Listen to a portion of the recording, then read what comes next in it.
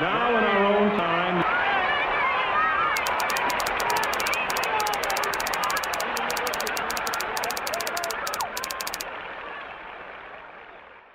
Well, when I came to work for Harvard Business School in early 1963, the dean, George Baker, told me that he would like to spread the light of Harvard in the developing world.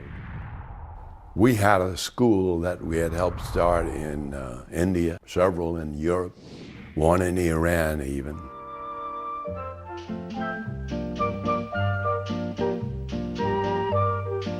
So I went back to Washington, where I had been working in the Kennedy administration, and I saw my friend Walt Rostow in the State Department.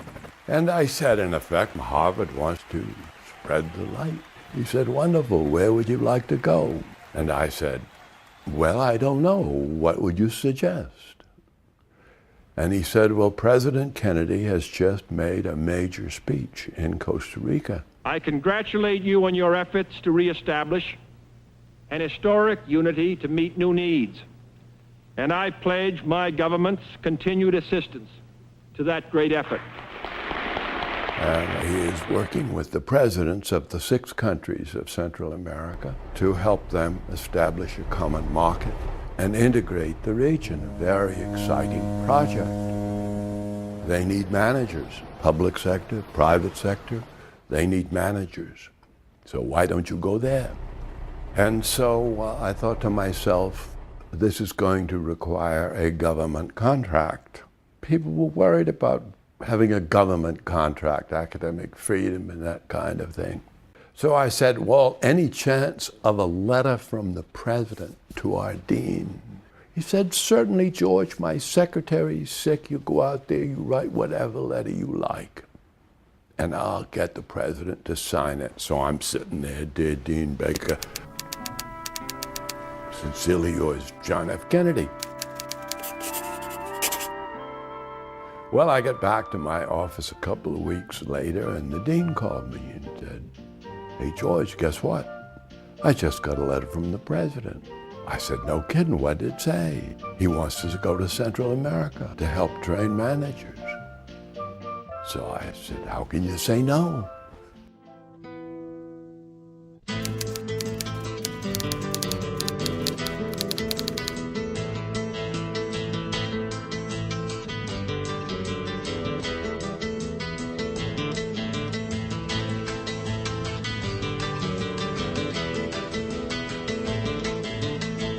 The original spark was when President Kennedy came to Costa Rica.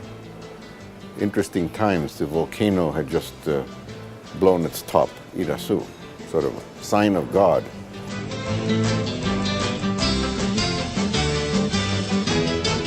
Many of us were very influenced by JFK, the idea of development, the importance of dealing with poverty, that whole spirit. One of the key ideas was that change requires leaders.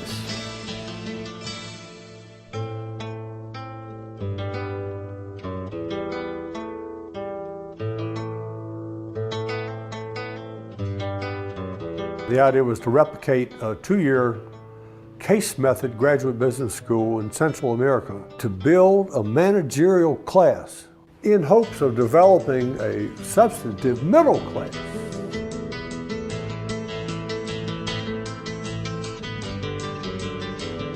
The force of a good idea is unstoppable. It was a really good idea. The first problem was to find a leader who could take charge of this effort. A Central American who other Central American leaders would listen to. Everywhere I went, I got the same name. Francisco de Sola of El Salvador.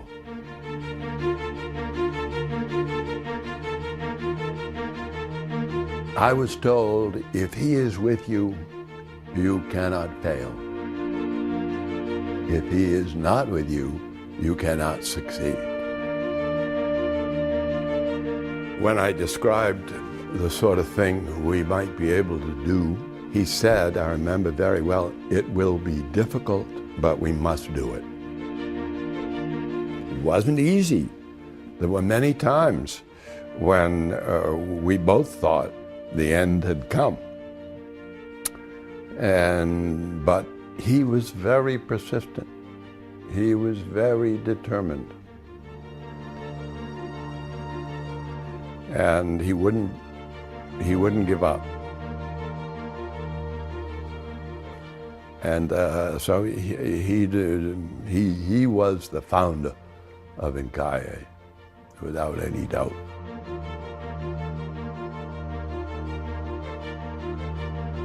And he suggested that spring of 1964, he would get the top leaders of Central American business to come for executive program, and I would get our best professors. Efectivamente, yo asistí al primer IPAC de Incae cuando no era Incae todavía. Y fue mi padre el que se enteró y me dijo que si quería ir a ese seminario, a ese curso. Y por supuesto que le dije que sí.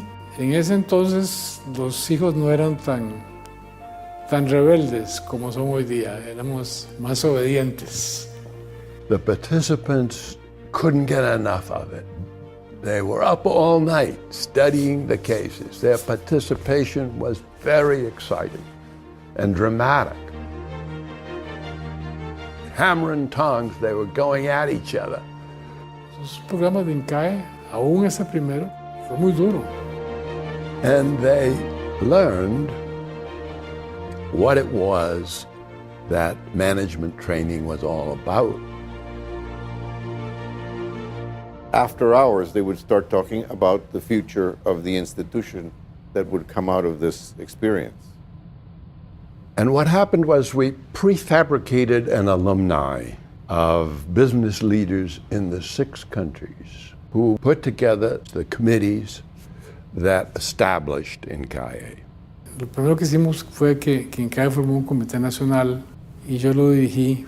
And that's where they got most of the key people who were the original champions. That proved to those initial 20 or so that it was a really interesting venture. So that from the very beginning, Incae was independent of Harvard, independent of any government. It was the creature of this group of leaders who had become committed by virtue of this experience with this type of teaching.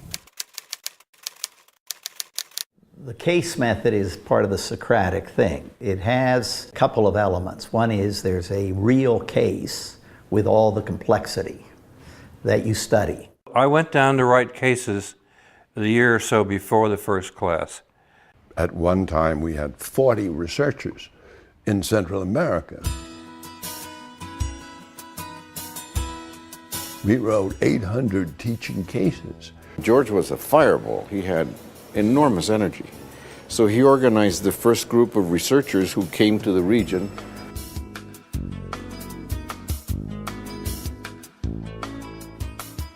We trained the Central Americans to be the early faculty, professors of Incae. And they were very interested in teaching and becoming good case method teachers, which is an uncommon way of teaching, particularly back in those days and certainly in Nicaragua. What you discover for yourself, you're much more likely to remember than what you're told. So I went down very frequently. I estimated I made something like 30 trips to Nicaragua. And we appointed a man who was named Clark Wilson as the first rector. So Clark went all over Central America getting students to sign up. So then we got Ernesto Cruz, and Ernesto proved to be a very strong and capable rector. We had no endowment, we had no fallback position, and Ernesto, he personally signed notes from the bank to meet our payrolls. He borrowed it for Incae, but they made him sign his own signature. You know, getting some institution like that started, there are lots of problems and lots of things to work out. There are no traditions. Well, I think anyone who works with him, a new organization, a struggling organization, and sees it gradually up and getting going, becomes very emotionally attached.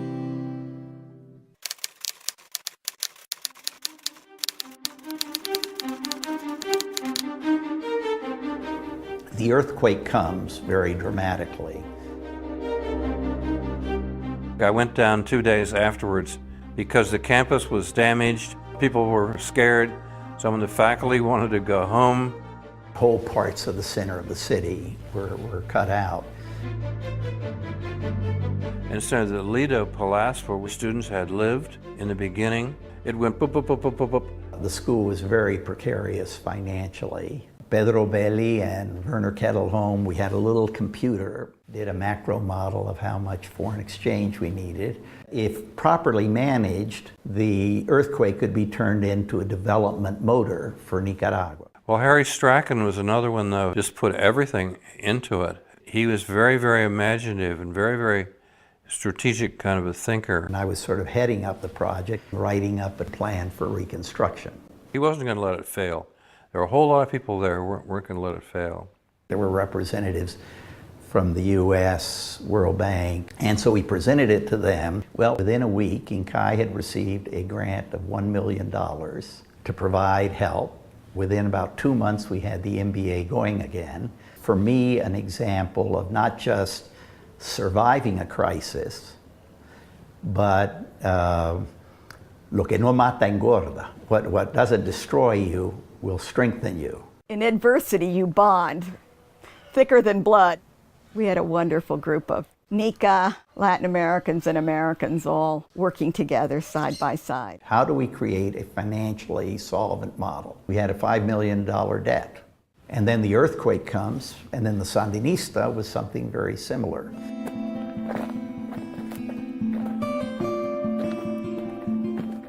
That was a critical and difficult time. It was a little bit dangerous. We expected them to come up and close us down. The faculty got together and said, and we will educate any people you Sandinistas send to us to train. You've never run a government before, we'll help you learn to do that. The Sandinistas were extremely anxious then for us to stay. It was a very dangerous time in the life of that institution. Mark is another one of the heroes. Harry and Mark got this strategy of having a second campus, which was a tremendous financial stretch to raise that money, and now it's to support 2 campuses and 2 faculties. But we kept the thing going in Nicaragua, at least at that time, in order to serve that struggling country.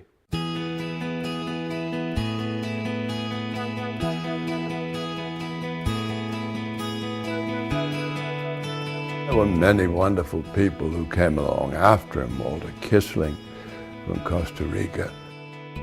En aquel momento, él estaba recibiendo llamadas porque era después del fallecimiento de Don Chico. Tenía su vida llena y le dio a Incae bastante tiempo. Y yo creo que eso es una de las decisiones que él nunca se arrepintió, porque la verdad para él Incae era parte de su corazón. Walter was a businessman. He never, I think, finished college. He was sort of a self-taught man and always wished he'd had more education, but in fact he read more, learned more. Walter was that way. Él quería estudiar y no pudo, y luego logró ser exitoso. Le hizo ver la importancia de tener una buena educación. Y yo lo recuerdo muy bien, siempre nos decía que lo único que él nos podía dejar en esta vida era una educación.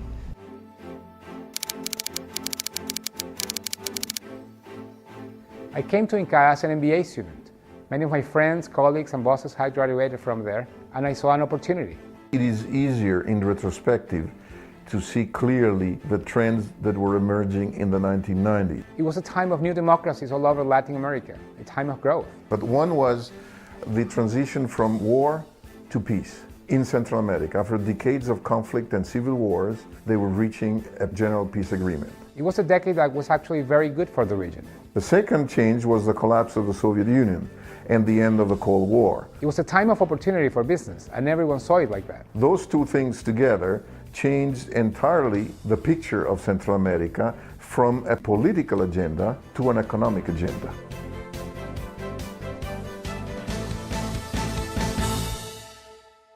When I first got to Incae as a student, the two things that amazed me were the diversity and intelligence of my peers and the value and wisdom of the faculty. Students come and students go. But the faculty is the absolute heart and soul of any educational institution. And if it is not superior, solid, high performance, then the output of the school, the graduates, is going to reflect that. The other issue that came, and stronger through the years, was the issue of sustainable development. Because you had the Rio Conference in 1992, which essentially defined that we were reaching the end of unlimited resources, and that development for its own sake, without a balance on the social and the environmental side, was leading to disaster. The future of Incae is towards sustainability and ethics. One key element was meeting Stefan Schmidheiny. Stefan Schmidheiny has been a huge help to the school in making the students and the faculty aware that they should think about sustainable economic development. What we set out to do, and I think we achieved, was bringing together the ideas of sustainability, of eco-efficiency, dealing with resource scarcity, not as limits, but rather as an integral component of prosperity, competitiveness, and growth. Roberto Octavia was the first rector of the 21st century.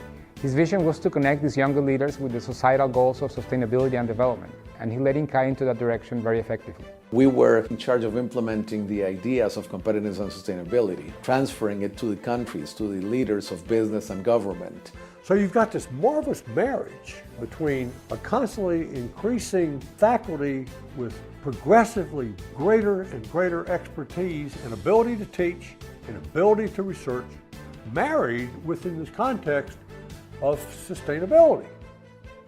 To me, it's the perfect storm. And that's what this school is about. Because out of all that comes an increasing middle class that reduces the barbell effect on either end between concentrated wealth and concentrated poverty. And you fill in the middle. I think a perfect storm is a very good term because it shows that you need a coalition of several factors, all coinciding at the same time to really create a quantum leap. And I would call it the perfect opportunity. And we started a company which went into the next phase of development of the economy in Costa Rica. Because what we did was we exported coffee, but we exported it to the gourmet trade. Globalization was, in a sense, a great way out for the challenges of development. We exported to these oddball importers. One was called Starbucks. So we became specialists in adding value to coffee's raw material. You can say, look, my coffee is very good. I'm going to create a brand and I'm going to market it as a brand. One of the first things we did, we talked to Incae. The case of Café Brite is a role model for all kind of other things that can be done, not just in coffee, but in all kind of other fields. Incae set the roadmap for what Café Brite is today. Since Incae has been in Costa Rica, sort of corresponded with a quintupling of our GNP per capita. If Central America is going to make full use of its resources, human and natural, it must integrate. Incae is an institution in Central America. Incae has promoted the common economic integration in the region.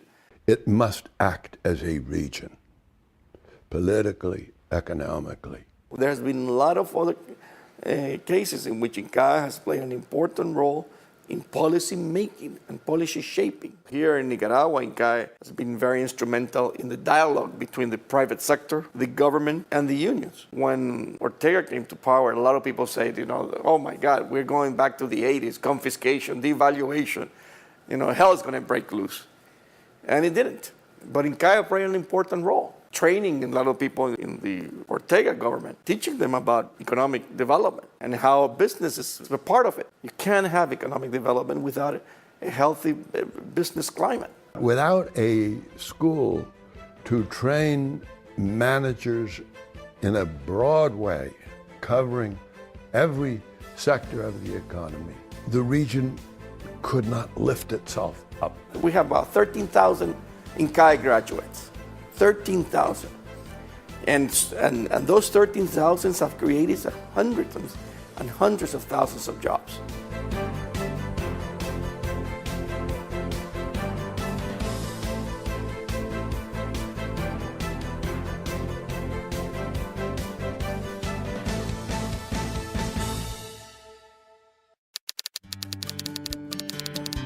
The story of Incae is the story of people. For the past 50 years, people from the United States, Central and South America have built this institution. I think this idea that a business school is more than just a management trade school, but really a force in society is what I think makes it unique. I think it has the opportunity to have an influence that's much bigger than its size. For the next 50 years, we are attracting leaders who are coming from all over the world, from all walks of life, and who are engaged, who are motivated, and who want to build this new Incae.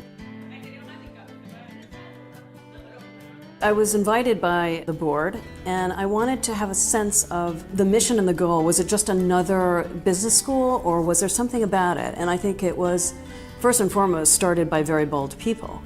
And as you know, the gods favor the bold, and I thought, what a great initiative. The Incae Illuminate campaign is embarking on its first ever endowment. An endowment is essential for the growth, the prosperity of a school, and for its ability to be nimble and to attract top-tier talent.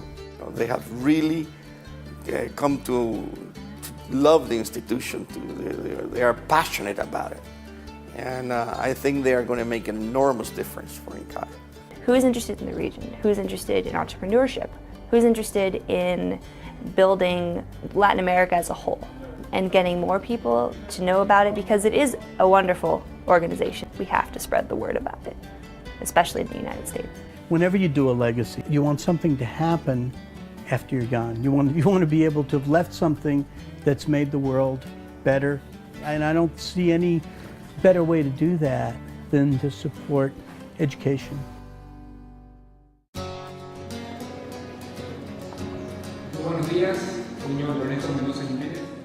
The emerging countries, the emerging world will have a lot to teach the developed world over time.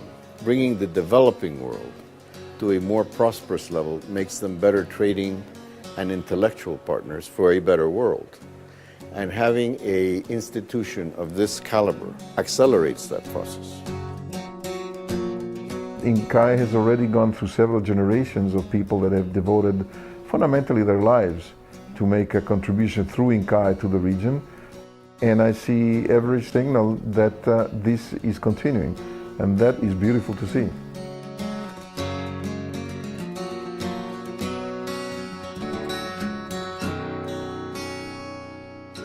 This is what Jack Kennedy had in mind. They knew what the problem was, and this was the way to address it. And that was a long time ago. We're talking 50 years now. This school has just come, it's come light years from where it started. We celebrate here today a great victory, and that is a victory for the human spirit. These books are today freeing men and women from centuries of bondage and poverty, and I am proud as a citizen of the United States to be here in Costa Rica taking part in this great effort. And I want to assure you, we will stand and work shoulder to shoulder. But this journey to Costa Rica has illuminated the minds of 180 million people of what a great opportunity and privilege we have to be associated together in our common cause.